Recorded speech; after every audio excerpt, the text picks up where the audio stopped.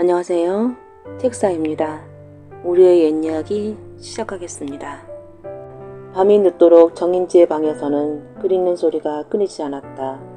가끔 술족새 울음소리가 그 소리에 장단을 맞추려는 듯 산중에서 마을로 메아리 칠 뿐 주위에 칠흑 같은 어둠만이 자욱한 안개처럼 깔려 있었다. 오늘 밤에는 내 기어이 도련님을 만나 뵙고 애절한 내 마음을 전해야지. 처녀는 정인지의 집 쪽 담벼락에 붙어서서 창호지에 뚜렷하게 어린 정인지의 모습을 바라보며 결심을 굳혔다. 그녀는 정인지가 옆집으로 이사 온 후 밤마다 남몰래 정인지가 글 읽는 소리를 들으며 혼자만의 사랑을 키워왔다. 그러다 잠을 쫓으려 마당으로 나와 뜰을 거니는 정인지의 모습을 볼 때면 완전히 넋을 잃곤 했다. 처녀는 그렇게 애를 끓인 지가 벌써 며칠째인지 몰랐다. 그러다 오늘 밤에는 기어이 자신의 속마음을 전하고 허락한다면 정인지와 부부의 연을 맺을 결심까지 하게 되었다. 달빛이 희미하게 담장의 기와를 비쳤다. 검은 기아에 낀 푸르스름한 이끼를 타고 흐르는 달빛에 처녀의 마음은 더욱 애절해졌다. 주위를 다시 한번 둘러본 처녀는 조심스럽게 담을 넘었다. 가슴이 천둥치듯 쿵쾅거렸지만 정념에 불탄 처녀의 마음에 비하면 하찮은 밤새 소리만도 못했다. 정인지의 방에서 아직도 그리는 소리가 그치지 않는 것으로 보아 아무런 기척을 못 느끼는 것 같았다. 처녀는 숨을 죽이고 조심스럽게 발을 내디디며 정인지의 방문 앞으로 다가갔다. 발을 뗄 때마다 심장의 고동소리가 멎는 듯 했지만 그때마다 처녀의 두 손으로 조고리 앞섬을 지그시 누르며 가슴을 진정시켰다. 방문 앞에 다다른 처녀는 누가 볼세라 황급히 문을 열고 무작정 안으로 들어갔다.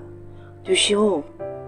글을 읽던 정인지는 갑자기 들어서는 처녀를 보고 놀라 말을 더듬거렸다. 한순간 정인지의 눈이 가느다랗게 떨렸다.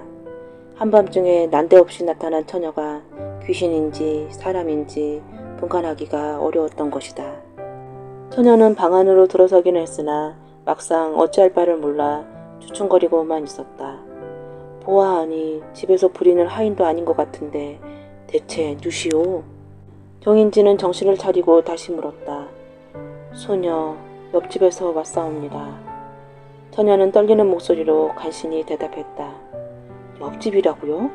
그런데 무슨 일로 이 야심한 밤에? 처녀는 다소곳이 자리에 앉았다. 저의 행동이 무례하다는 것은 알고 있으나 소녀, 더는 제 마음을 숨길 수가 없어 이렇게 부끄러움을 무릅쓰고 도련님을 찾아왔습니다. 처녀는 얼굴을 붉히며 조심스럽게 말을 꺼냈다. 정인지는 처녀의 얼굴을 자세히 보았다. 둥근 눈매에 가늘다란 눈썹, 연지를 찍은 듯 붉은 입술과 적당한 곡선을 그리며 흘러내리는 얼굴의 윤곽은 보기 드문 미색이었다. 그런 처녀가 무슨 이유로 자기를 찾아왔는지 짐작할 수 없어 정인지는 고개를 가웃거렸다. 대체 나에게 무슨 볼일이 있어 이런 밤중에 찾아온 것일까? 처녀는 얕은 한숨을 한번 내뱉더니 이낸 담담한 목소리로 속마음을 털어놓았다.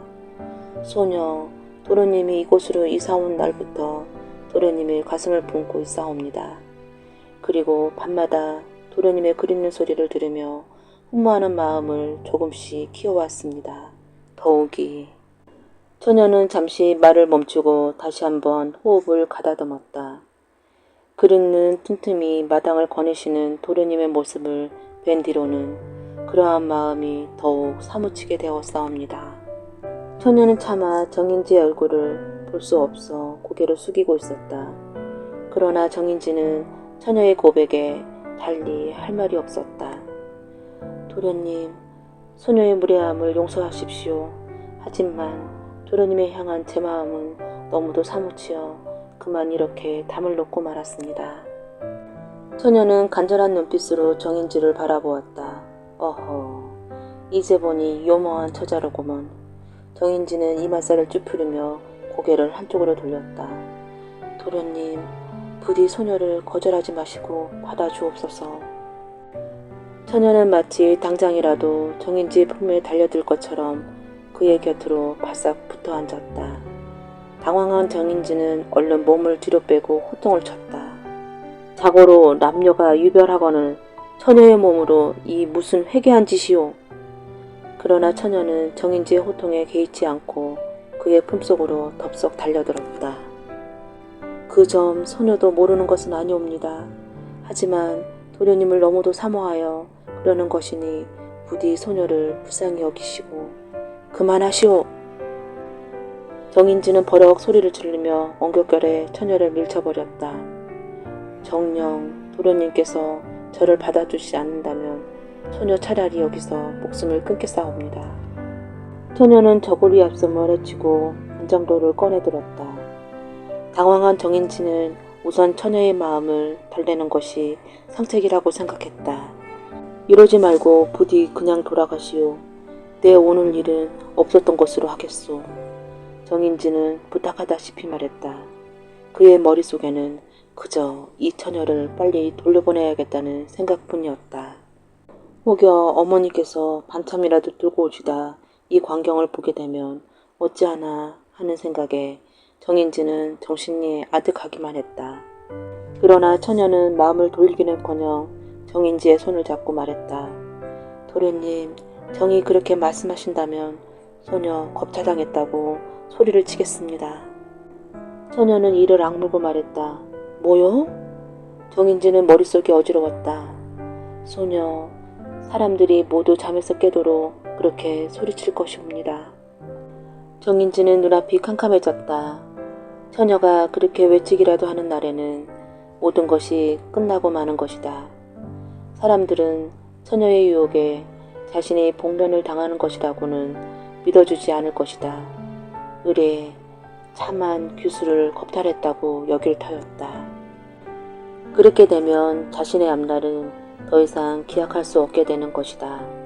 과거도 벼슬도 아무 소용없게 되고 양반의 자식이 규중에 처녀를 농락했다는 오명만 남을지도 모를 일이었다. 정인지는 모든 꿈이 다 허물어지는 듯하여 몸이 부르르 떨려왔다. 무슨 방법을 써서라도 이 자리를 모면해야 했다. 잠시만 기다리시오. 내 어찌 처자의 마음을 모르겠소. 정인지는 다소 정감 어린 목소리로 말했다. 처녀의 몸으로 여기까지 왔다면 그 사무친 정이 얼마나 크겠소. 도끼로 가득 찼던 처녀의 눈빛이 조금은 풀렸다. 복속이 아닌 바에야 내 어찌 처자의 마음을 모른 척 할 수 있겠소. 다만 남의 집의 귀한 자식을 이렇게 맞은다는 것은 안 될 일이오. 부모님께 고하지 않고 정을 통한다면 사람들의 이목이 좋지 않을 것이오. 마침 나도 장가를 들지 않았으니 내일 어머니께 말씀드려 처자의 집으로 매파를 보내겠소이다.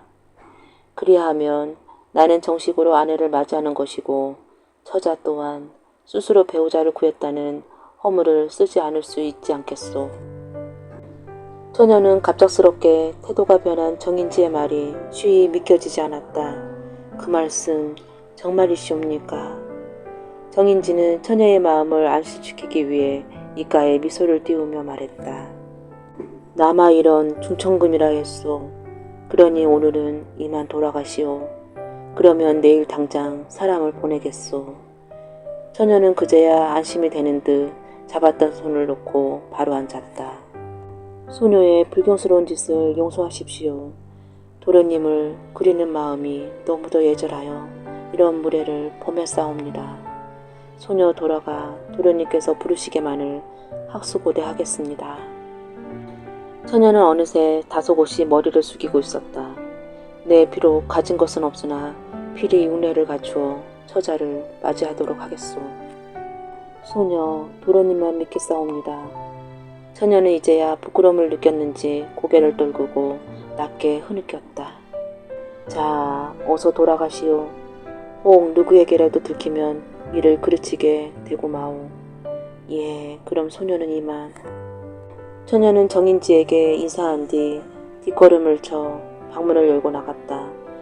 정인지는 몇 번이고 뒤돌아보는 처녀를 보며 가슴을 졸였다.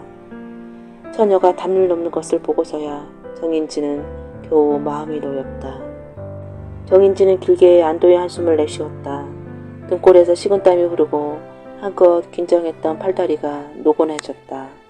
그날 밤 정인지는 잠을 이루지 못하고 뜬 눈으로 밤을 새운 뒤 날이 밝자말자 어머니를 찾아뵙고 간밤에 있었던 일을 전부 이야기를 했다. 어머니, 처녀의 몸으로 어찌 그런 행동을 할 수 있사옵니까? 이는 상관원도 모르는 부덕하고 난잡한 행실이옵니다. 소자, 2번 다시 그런 일을 당할까 염려되오니 부디 이사를 서둘러 주십시오. 아들의 이야기에 놀란 어머니는 그날 당장 이사할 집을 알아보았다. 정인지는 처자의 집에 매파를 보내지 않는 것은 물론이고 사랑채 근처에는 얼씬도 하지 않았다. 그리고 이틀 후 그는 옆집의 처녀가 눈치채지 못하도록 몰래 그 집을 떠났다. 이사를 한 후 정인지는 처녀의 집 근처에는 얼씬도 하지 않고 혹 지나갈 일이 있어도 멀리 돌아다녔다.